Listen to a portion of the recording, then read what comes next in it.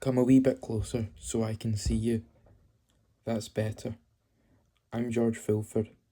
I was born in Giffnock, just outside Glasgow, on the 17th of December 1894.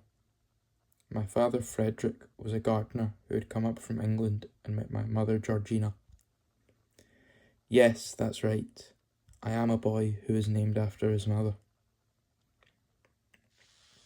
Before I was 5 years old, we had moved down to Alloway, just outside Ayr. By this time, I had a wee sister and a wee brother. Sadly, wee Frederick didn't live long enough to grow up. My father was working then on Mount Charles Estate, one of many estates round there, all of which needed lots of gardeners. When I was 6, I started going to Alloway Public School, but after just 2 years we had to move again, this time to Middlemuir, Turbolton.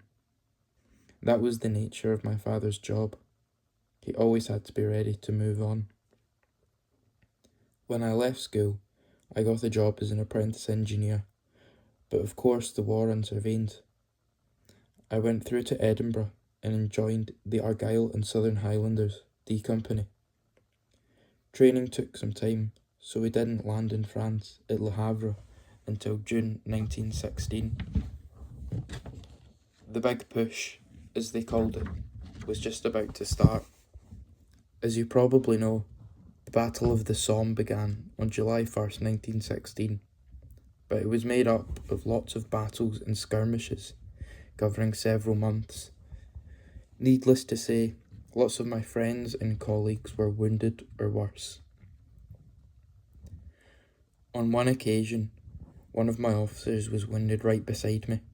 There were no stretcher bearers available, so I carried him on my back to safety, where he could be treated.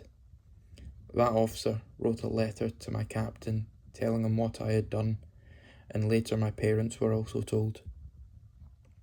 Sadly, in one of those skirmishes on September 11th, I was killed in action. I was 21 years old. I am buried in the Maroc British Cemetery in France, and my name is inscribed at Alloway School and on the war memorials in Alloway and Turbolton.